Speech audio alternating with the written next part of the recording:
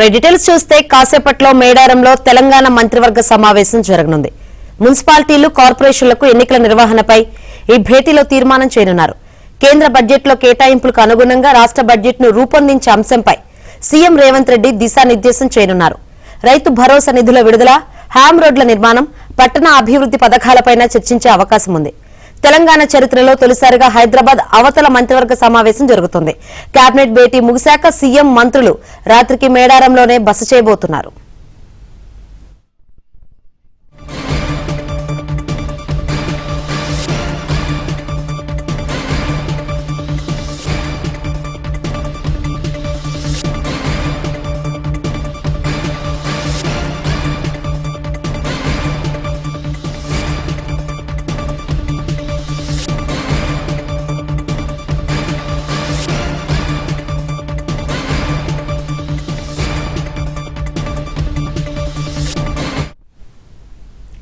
కాసేపట్లో మేడారంలో తెలంగాణ మంత్రివర్గ సమావేశం జరగనుంది.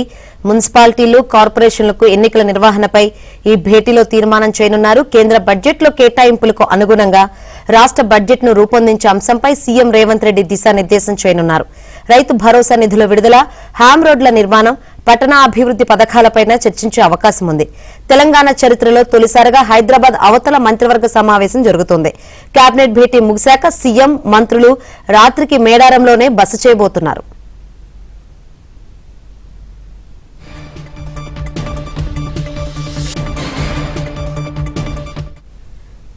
కాసేపట్లో మేడారంలో తెలంగాణ మంత్రివర్గ సమావేశం జరుగుతుంది. ఈ సమావేశంలో ఏ అంశాలు చర్చకొచ్చే అవకాశం ఉంది, ఏంటో తెలుసుకుందాం. మరిన్ని వివరాలు అందించేందుకు మా ప్రతినిధి నరసింహరావు లైవ్ ద్వారా సిద్ధంగా ఉన్నారు. నరసింహరావు.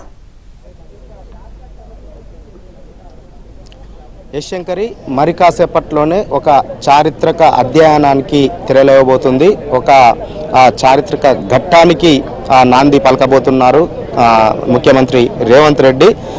ఎప్పుడైనా కానీ ఇప్పటి వరకు హైదరాబాద్ నగరంలో, రాష్ట్ర రాజధానిలోనే కేబినెట్ సమావేశాలు నిర్వహించారు. కానీ తొలిసారిగా హైదరాబాద్ నగరానికి దూరంగా వన జాతర, వన మహోత్సవం జరిగే తెలంగాణలోనే మహాకుంభమేళగా చెప్పుకునేటువంటి మేడారంలో ఈ కేబినెట్ సమావేశాన్ని నిర్వహిస్తున్నారు. సో మరి కాసేపట్లోనే ఈ కేబినెట్ సమావేశం జరగబోతుంది. ఇప్పటికే మంత్రులంతా కూడా కేబినెట్ సమావేశం జరిగే హరిత హోటల్కు చేరుకున్నారు.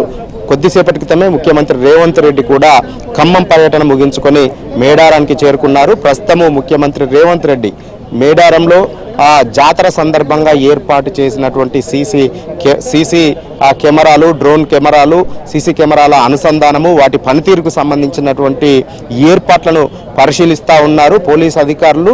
ఇక్కడ భద్రతా పరమైనటువంటి చర్యలు ఏమేం చేపట్టారు, రేపు జాతర జరగబోతున్నటువంటి నేపథ్యంలో జనవరి 28 నుంచి ఈ మేడారం జాతర ప్రారంభం కాబోతుంది. సో ఈ నేపథ్యంలో ఇక్కడ ఏ విధమైనటువంటి పటిష్టమైనటువంటి భద్రతా చర్యలు చేపట్టారు, ఏఐని ఏ విధంగా వినియోగించుకుంటున్నారు అనేటువంటి విషయాలన్నింటినీ కూడా ముఖ్యమంత్రి రేవంత్ రెడ్డికి పోలీసు అధికారులు వివరిస్తూ ఉన్నారు. అభివృద్ధి పనులను పరిశీలిస్తూ ఉన్నారు. దాదాపుగా తెలంగాణ రాష్ట్ర ప్రభుత్వం 250 కోట్లతో ఈ మేడారం జాతరకు సంబంధించినటువంటి ఏర్పాట్లను చేసింది. ఇటు అభివృద్ధి పనులను చేసింది, ఇటు గద్దెల పునర్నిర్మాణం నుంచి ఇటు అభివృద్ధికి సంబంధించి అనేక పనులను ఇక్కడ చేసింది. దాదాపుగా 250 కోట్లను ఇక్కడ ఖర్చు చేసింది తెలంగాణ రాష్ట్ర ప్రభుత్వం. ఆ అభివృద్ధి పనులకు సంబంధించి కూడా ముఖ్యమంత్రి రేవంత్ రెడ్డి పరిశీలన చేస్తా ఉన్నారు. ప్రస్తుతము అక్కడి నుంచి మరి కాసేపట్లోనే హరిత హోటల్ కు చేరుకోబోతా ఉన్నారు. మరి కాసేపట్లోనే ముఖ్యమంత్రి ఇక్కడికి చేరుకున్న తర్వాత ఈ కేబినెట్ సమావేశం ప్రారంభమవుతుంది. ఇప్పటికే మంత్రులంతా కూడా కేబినెట్ సమావేశం జరిగేటువంటి హరిత హోటల్ సమావేశ మందిరానికి చేరుకున్నారు.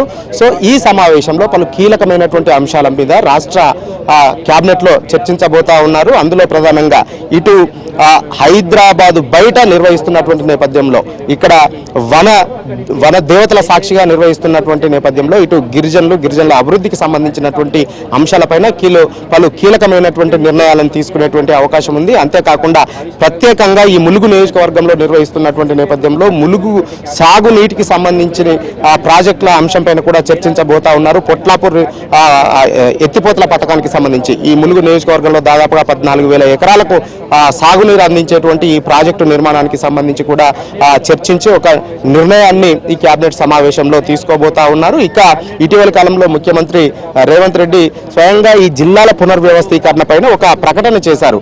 గతంలో బీఆర్ఎస్ ప్రభుత్వ హయాంలో కొత్త జిల్లాలను ఏర్పాటు చేశారు, కానీ అవన్నీ కూడా అశాస్త్రీయంగా ఉన్నాయి. కొన్ని జిల్లాల్లో 10 నుంచి 12 మండలాలు ఉంటే మరికొన్ని జిల్లాల్లో 17 నుంచి 18 మండలాల వరకు ఉన్నాయి. కొన్ని జిల్లాల్లో తక్కువ జనాభా, కొన్ని జిల్లాల్లో ఎక్కువ జనాభా.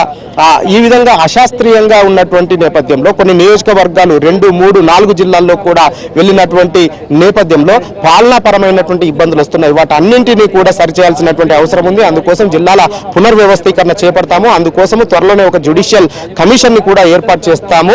ఆ రిపోర్టు ఆధారంగా చర్యలను చేపడతామని చెప్పారు. సో అందుకోసము ఈ రోజు ఈ జ్యుడిషియల్ కమిషన్ ఏర్పాటుకు సంబంధించినటువంటి అంశం పైన కూడా చర్చించి దానికి ఆమోదం తెలిపి జ్యుడిషియల్ కమిషన్ ను ఏర్పాటు చేసేటువంటి అంశాన్ని ప్రకటించేటువంటి అవకాశం ఉంది. దీంతో పాటుగా ఇటు త్వరలోనే బడ్జెట్ సమావేశాలు కూడా ఉన్నటువంటి నేపథ్యంలో కేంద్రం నుంచి వచ్చేటువంటి నిధులేంటి, రాష్ట్ర బడ్జెట్ తదనుగుణంగా ఏ విధంగా రూపొందించాలి అనేటువంటి అంశం పైన కూడా చర్చించబోతా ఉన్నారు. ఇక యాసంగి రైతు బంధు నిధులకు విడుదలకు సంబంధించినటువంటి అంశం పైన, హామ్ రోడ్లకు సంబంధించినటువంటి అంశం పైన చర్చించి కొన్ని కీలకమైనటువంటి ఇటు మున్సిపాలిటీలకు సంబంధించి మున్సిపల్ కార్పొరేషన్లకు సంబంధించినటువంటి రిజర్వేషన్లను కూడా ఇప్పటికే ఖరారు చేసినటువంటి నేపథ్యంలో ఆ ఎన్నికలకు సంబంధించినటువంటి అంశం పైన కూడా ఈ రోజు సమావేశంలో చర్చించి నిర్ణయాలను ప్రకటించేటువంటి అవకాశం ఉంది. Shankari, right, thank you Narasimharao, thanks for updates.